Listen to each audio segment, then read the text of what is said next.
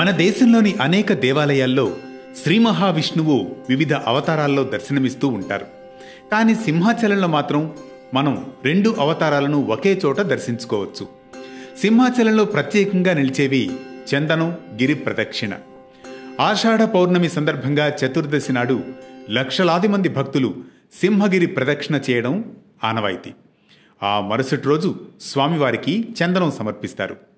ఈ చందనం సమర్పించడం వెనుక ఉన్న ఆంతర్యమేంటో తెలుసుకుందాం నేటి పరమార్థంలో.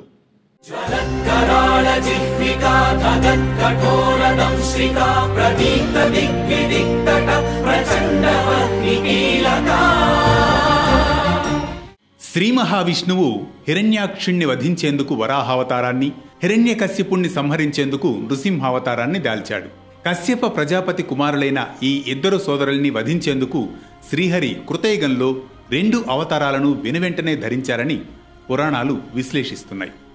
హిరణ్యాక్షుణ్ణి వధించి వరాహావతారాన్ని విరమించేలోగా హిరణ్యకశిపుడు ప్రహ్లాదుణ్ణి సముద్రంలోకి నెట్టివేస్తాడు.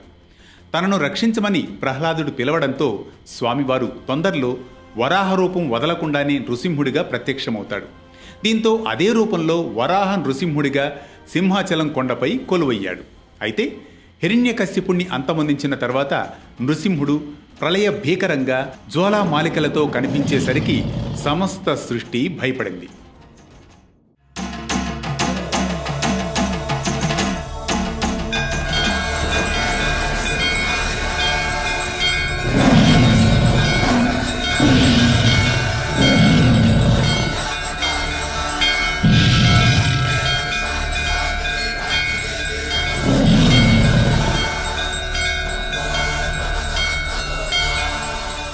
బ్రహ్మతో సహా సకల దేవతలు ప్రార్థించినా ఫలితం లేకుండా పోతుంది. అప్పుడు బ్రహ్మకు గతంలో తాను చందన వృక్షానికి ఉగ్రత, ఉష్ణం, తాపం నివారించే శక్తిని వరంగా అనుగ్రహించిన విషయం గుర్తుకు వస్తుంది. అదే విషయం ప్రహ్లాదుడికి చెప్పి చందనంతో స్వామి ఉగ్రత్వాన్ని తగ్గించమని సూచించాడు. ప్రహ్లాదుడు చేసిన చందన సేవ వల్ల ఆ వరాహ నరసింహస్వామి శాంతించి ప్రహ్లాదుణ్ణి వరం కోరుకోమంటాడు. సింహాచలం కొండ మీద సదా కొలువుదీరమని ప్రహ్లాదుడు వరం కోరుకున్నాడు.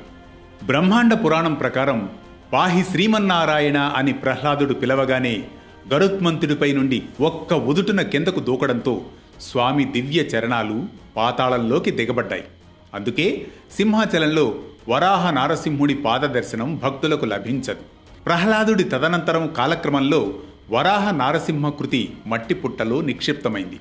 కొన్ని వేల ఏళ్ల తర్వాత పురూరవ చక్రవర్తికి వరాహ నరసింహస్వామి కలలో కనిపించి తన ఉనికి తెలియజేశాడు.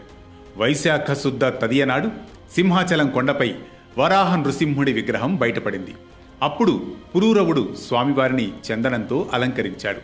అప్పటి నుంచి ప్రతి ఏటా వైశాఖ శుద్ధ తదియ రోజున శ్రీ వరాహ లక్ష్మీ నృసింహస్వామి భక్తులకు నిజరూప దర్శనం ఇస్తారు.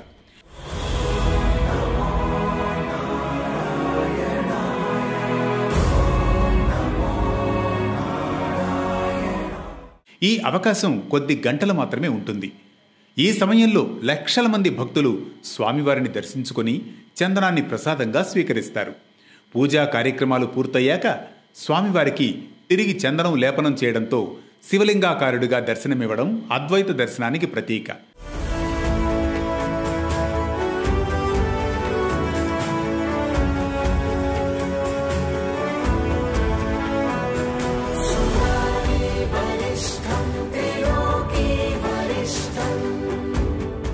అక్షయ తృతీయ, జ్యేష్ఠ పౌర్ణమి, ఆషాఢ పౌర్ణమి తిథుల్లో 3 విడతల్లో స్వామికి మొత్తం 12 మణుగుల పరిమాణంలో చందనాన్ని సమర్పిస్తారు.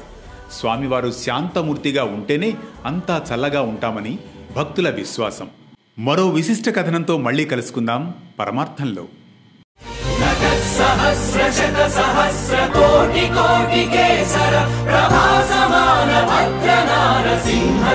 నమో నమః.